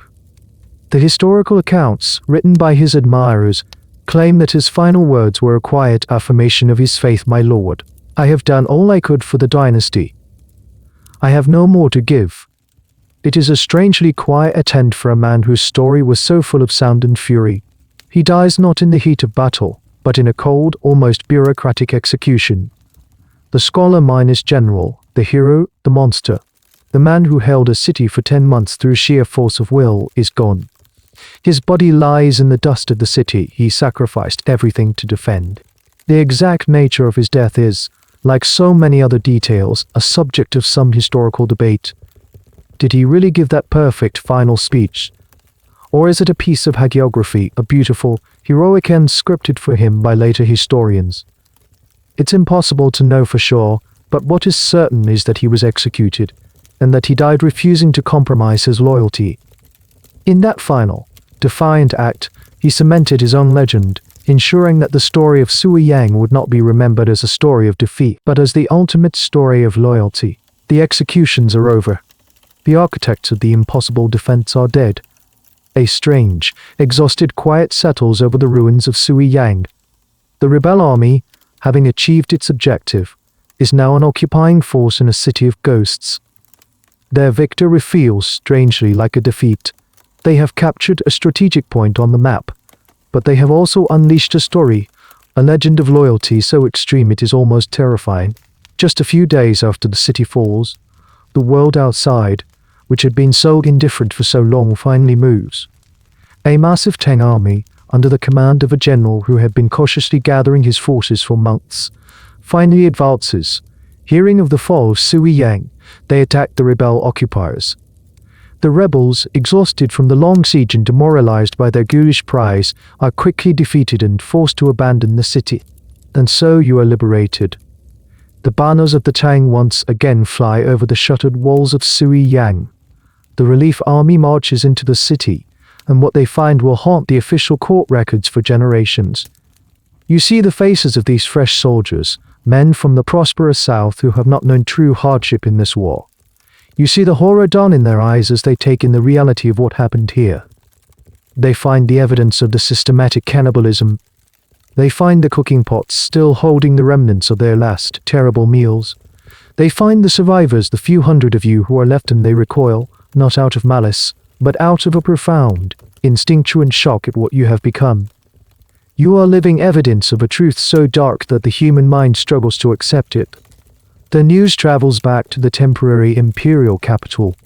The report lands on the emperor's desk, a document that must have been almost impossible to write, and even harder to read. The court is thrown into an uproar. The story of Suiyang becomes an instant sensation, a tale of horror and heroism that eclipses all other news from the front. One of the most immediate and fascinating consequences is the discovery of the food stores. When the Tang army takes the city, they find a small, but not insignificant, amount of grain and supplies still left in the official storehouses. The records state there was still enough rice to last for several more days. This discovery is a point of intense and sometimes heated debate among historians.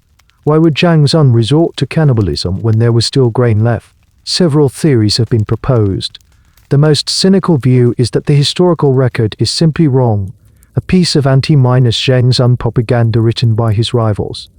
A more charitable theory is that this was a strategic reserve, a final emergency ration that he was saving for his soldiers for one last, desperate battle. Another, more psychological theory suggests that by this point, Zhang Xun was so committed to the path of extreme sacrifice that he no longer considered conventional food an option.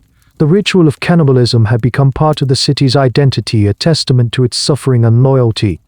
The truth remains buried, a final, unsettling mystery in a story full of them. As for you, the survivor, you are now a refugee. You are a problem for the Tang authorities. They don't know what to do with you. You are a hero who has endured the unthinkable, but you are also a participant in a great taboo. You are a living reminder of the empire's failure to protect its own people. You are given food, medical care, and then quietly, you are sent away, scattered across the empire, encouraged to forget what you have seen and done. But you can never forget. The ghosts of Suiyang will walk with you for the rest of your days. The city has been retaken, but the horror of what was required to defend it will now become a permanent, uncomfortable part of the official story of the great Tang Dynasty. You pull back from the smoking ruins of Suiyang, your gaze wide a map of the empire. For 10 months your world was confined to those suffocating walls, a single agonizing point of light in the darkness. Now you can finally see the effect of that pinpoint of light on the larger war. While you were enduring the unendurable, the Tang Dynasty was in a state of chaos and near collapse. The Emperor's Wanzong, the old man who presided over the Golden Age, was forced to flee his own capital, Chenghan. In a dramatic and tragic episode, his own mutinous soldiers forced consort Yan and her corrupt cousin, the Chancellor, the very people An Lushan had used as a pretext for his rebellion. It was a humiliating end for the once glorious monarch. He abdicated in favor of his son, and the Tang court regrouped, a shadow of its former self, in a new temporary capital. The rebellion, which had seemed so unstoppable at first, began to lose its momentum. An Lushan, the charismatic leader, was assassinated by his own son. The rebel leadership fell into a series of internal squabbles and power struggles. They had conquered a vast amount of territory, but they were struggling to govern it. Their swift, shocking victory had turned into a long, grinding war of attrition. And this is where the sacrifice of Suiyang becomes critically, strategically important. Remember the Grand Canal, the economic artery of the empire. By holding Suiyang for those 10 crucial months, Zhang Xun and his small garrison had kept that artery open, just barely. The steady trickle of tax revenue and grain from the rich, untouched southern provinces continued to flow to the beleaguered Tang court. This was the money and food that allowed the new emperor to pay his armies, to equip new soldiers, and to hire powerful mercenary forces, particularly the fierce Yuga cavalry. Without Suiyang, the rebels would have swept south. They would have captured the great commercial cities of Yangzhou and Suzhou. They would have seized the agricultural heartland of the Yangtze River Delta. The Tang Dynasty, cut off from its only source of wealth, would have starved and collapsed within a year. Historians are almost unanimous on this point. The 10-month siege of Suiyang, as horrifying as it was, brought the Tang the one thing they desperately needed: time. It gave them time to reorganize their armies. It gave them time to exploit the divisions within the rebel leadership. It gave them time for the initial shock and awe of the rebellion to wear off, revealing the rebels not as liberators, but as just another brutal occupying force. So as the Tang armies, newly funded and reorganized, begin to push back, they are not just fighting for the future. They are fighting on a foundation that was paid for by the suffering in Suiyang. Every victory they win, every city they recapture, is a direct result of that impossible 10-month stand. It's a strange and uncomfortable historical equation. How many lives in the south were saved because of the tens of thousands of lives sacrificed in Suiyang? Is it possible to balance the moral horror of cannibalism against the strategic necessity of holding a city? This is not just a question for academics, it became a pressing, urgent question for the Tang court itself. Now that the tide of the war was beginning to turn in their favor, they had to decide what to do with the memory of the man who had made it possible. They had to decide what the story of Suiyang would officially mean. Was it a story of heroism to be celebrated, or a story of horror to be quietly buried? The debate was about to begin. The war is not over, but the immediate crisis has passed. The Tang armies are advancing. The rebels are in disarray. And now, in the quiet corridors of the temporary imperial court, a new battle begins. This one is fought not with swords and spears, but with ink brushes and whispered arguments. It is the battle for the legacy of Zhang Xun. The news of what happened in Suiyang has spread throughout the empire, carried by the soldiers of the relief army and the few scattered survivors. The story is told in tea houses, in military camps, and in the halls of government. And it divides everyone who hears it. On one side, you have the powerful voices of praise, military commanders, court officials, and scholars who value loyalty above all else hail Zhang Xun as the greatest hero of the war. They paint a picture of a man whose devotion to the Tang was absolute, a shining example of Confucian virtue in a time of chaos. They argue that his actions, however extreme, were justified by the strategic necessity of the situation. He saved the dynasty, they claim. He is a paragon of courage and sacrifice, a model for generations to come. They write poems in his honor, comparing him to the legendary heroes of old. But on the other side, a chorus of criticism and revulsion rises. These are the voices of officials who are horrified by the methods he used. They argue that a commander who resorts to cannibalism, who sacrifices tens of thousands of civilians to feed his troops, has crossed a line that can never be uncrossed. They see him not as a hero but as a monster, a man whose fanaticism led him to betray the most fundamental duty of a ruler to protect his people. He may have preserved the state, one prominent critic is recorded to have said, but he lost humanity in the process. This debate becomes intensely personal and political. One of the loudest critics is a man named Li Hon, the nephew of the great Tang statesman Li Bai. His criticism is particularly damaging because of his family's prestige. He argues that Zhang's actions set a terrible precedent. What is to stop other generals from committing similar atrocities in the name of loyalty? He calls it a perversion of Confucian ideals. The emperor himself is caught in the middle. He owes his throne, in large part, to the time Zhang Xun bought for him. To condemn Zhang Xun would be to condemn the man who saved his dynasty. It would be an act of profound ingratitude, but to fully endorse him, to celebrate the cannibalism, would be to stain the moral authority of the Tang imperial house forever. It would be an admission that the empire was saved through an act of barbarism. This is a classic case where history is written by the victors, but the victors can't agree on what to write. The debate rages for years.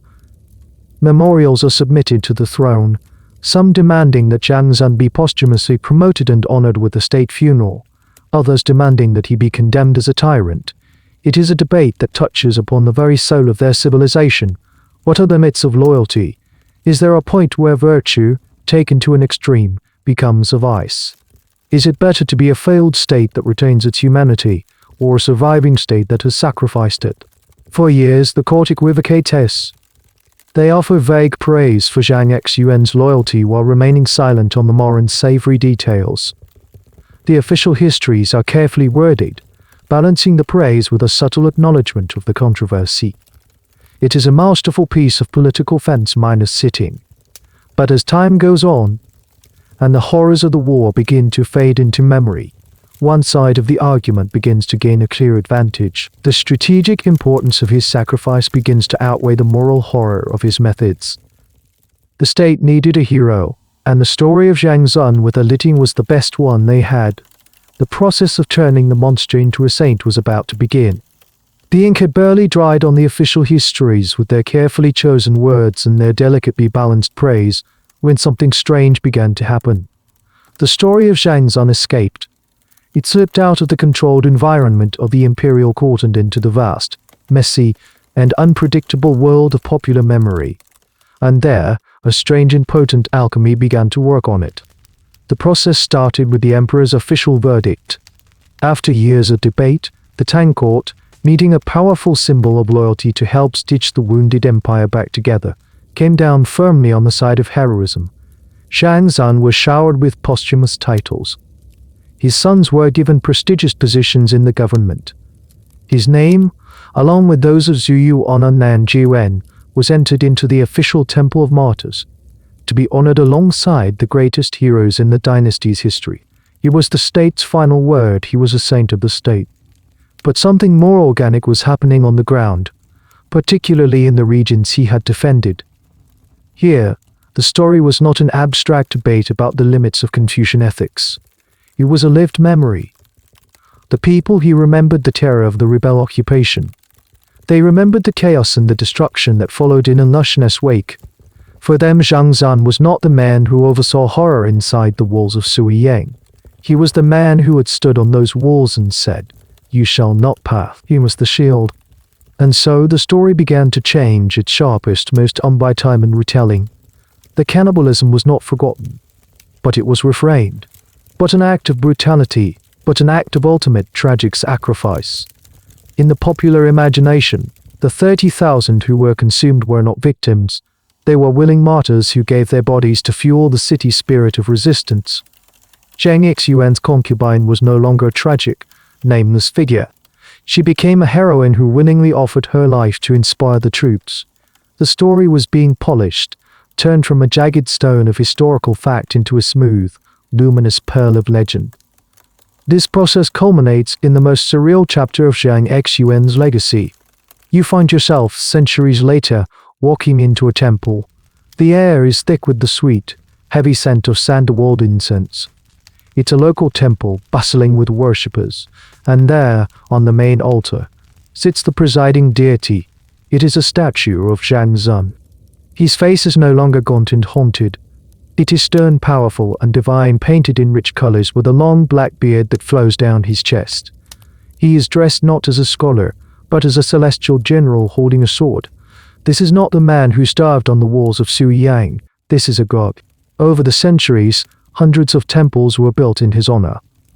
He was officially integrated into the Taoist pantheon as a powerful deity. People would come to his shrines to pray for protection, for courage in the face of adversity, for deliverance from evil.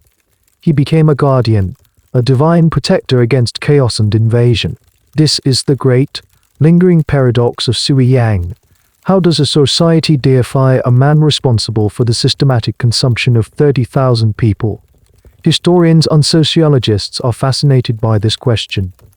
Some argue that the folk memory simply edited out the most inconvenient truths, choosing to remember the heroism and forget the horror.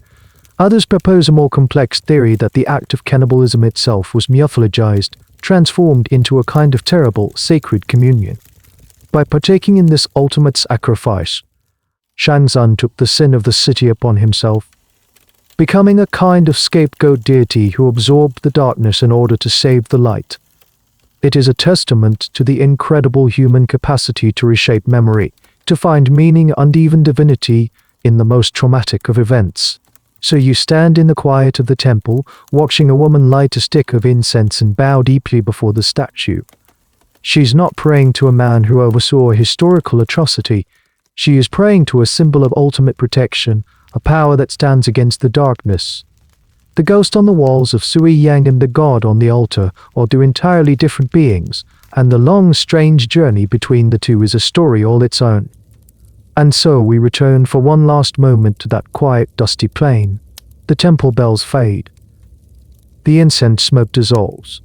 The grand sweep of history, with its debates and its deification recedes into the background. You are left with a single, stark image, a ruined city, silhouetted against a setting sun. The rebellion will eventually be crushed, taking 8 long years and costing the lives of millions. The Tang Dynasty will survive, but it will be a shadow of its former glorious self, a golden age irrevocably tarnished, beginning its long, slow decline. But our story tonight was never about the grand fate of an empire. It was about one city, one siege, and one final, quiet look at the numbers. Let's stand for a moment in the silence and consider the tally, the final, brutal arithmetic of Suiyang. The siege lasted roughly 10 months.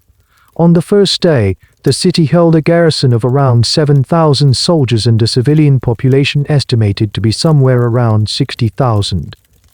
On the final day, when the walls were breached, only 400 people were left alive. 30,000. That is the number that the histories both then and now have settled upon for the number of people consumed. It's a number that is so large it feels abstract, like a statistic in a government report. It's hard to hold in your mind. 30,000 individual lives, each with a name, a family, a story. 30,000 hopes and fears and memories, all rendered down into fuel for a war machine. It's a number that represents a horror on an almost industrial scale. Then what was it all for? It was to hold a single city for approximately 300 days. That is the equation. 30,000 lives for 300 days. 100 lives per day. For human beings, every single hour for 10 straight months. That was the price. Was it worth it? The strategists and the historians of the empire, looking at their grand maps, would say yes. Unequivocally, yes. Those 300 days saved the dynasty. They kept the economic lifeline open. They allowed the Tang to regroup and eventually win the war. From 1,000 feet up, looking at the cold, hard logic of grand strategy, the sacrifice of Suiyang was a resounding success. But you are not 1,000 feet up. You are on the ground, in the silent streets of that empty city. And from here, the question of was it worth it is impossible to answer. It is a question that melts away in the face of the sheer, overwhelming scale of the human cost. It becomes a meaningless, almost offensive question. The story of Suiyang doesn't offer any easy lessons. It's not a simple tale of heroism or a straightforward parable of brutality. It's a deeply uncomfortable story about the blurry line between the two. It asks questions that we, in our comfortable beds in our peaceful world, can barely bring ourselves to contemplate. What is the absolute limit of loyalty? How much of your humanity are you willing to sacrifice for a cause? And is there a point at which the methods you use to defend your civilization become a greater threat to it than the enemy at your gates? The story offers no answers. It just leaves you with the image of Zhang Xun, the scholar minus general, the hero and the monster, a man who embodied both the highest ideals of his culturing, the most terrifying actions imaginable. Deified by the same civilization he was forced to systematically consume in order to save. The paradox is perfect. The circle is complete, and in the middle of it all is a quiet, profound, and deeply unsettling silence. The story now rests, and as my voice begins to soften, you can feel the narrative itself beginning to dissolve, like sugar in warm water, leaving only a quiet sweetness behind. The images of the past, the golden city, the dusty plains, the besieged walls, they can all gently fade now, like the last embers of a campfire glowing softly before they surrender to the darkness. There is nothing left to analyze, nothing left to hold on to. You can let it all drift away on the slow, easy current of your breath. Feel the story becoming a part of the quiet landscape of your mind, a distant mountain range in a land of slumber. Its sharp peaks have softened, its dark valleys are now filled with a peaceful mist. It's just a gentle, rolling presence in the background, a reminder that your own world is safe and warm and calm. The long night of the siege is over. For you, all that remains is the deep, restorative peace of your own comfortable bed. Allow the silence that follows my voice to be a soft blanket, tucking you in, making you feel secure and heavy and ready for the deepest rest. Our journey together tonight ends here in this quiet place. Should you need another tale to accompany you further into rest, my library of stories is always open for you. May your dreams be kind. Good night.